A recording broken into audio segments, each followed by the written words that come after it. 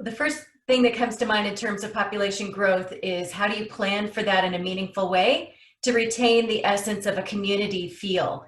And so things like housing, transportation, job opportunities, and then also the arts and ways in which people can continue to be involved in their communities. And so it's looking at those resources and ways in which you can invest in them and also retain that small town feel and not lose the essence of what it means to be Bend while it grows.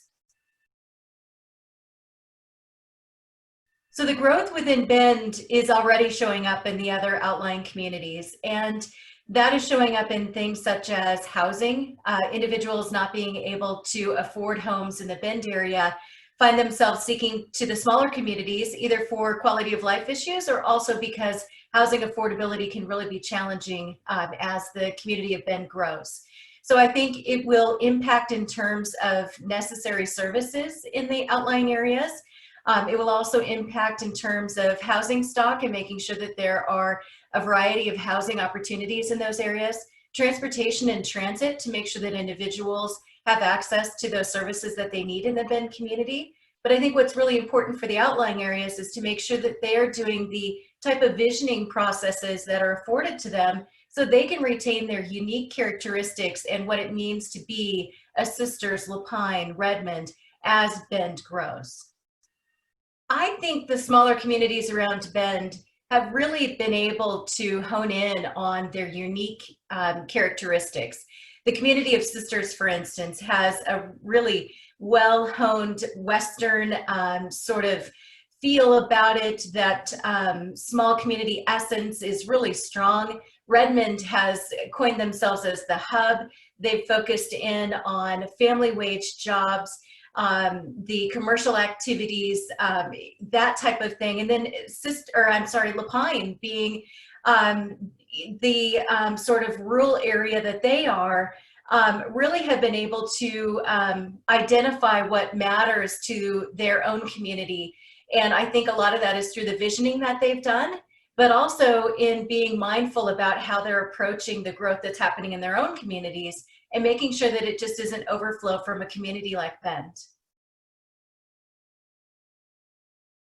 I think the biggest challenge is going to be leveraging the resources that we have in a meaningful way. Meaning that if a Lapine or a Sisters or a Redmond or even getting into the other two counties are not all prospering, what will happen is that those challenges that are being experienced, whether that's homelessness issues, whether that is unemployment or underemployment, can easily overflow into those other areas. And so I think it's by continuing to have strong communication among all of the electeds and community members, making sure that we're identifying what our region wants and needs. And I think that it's in working together to solve some of the issues that come about regardless of the size, but will be growing in terms of access to employment, access to education, access to medical. And the housing issue is something that we've had here for decades. And it is a reality about the delta between those that are unhoused and those that are just barely making it in the housing market. So we as a community have a responsibility to address all of that together. And I think it's through good communication and planning that we can do that. Well, having been raised in this community and serving in this community for a long period of time, I've watched the ebbs and flows pretty closely. And the one word that comes to mind is promising. I think that we have a lot of opportunity and a lot of promise in front of us. And I think we have great relationships too. So promising is my word.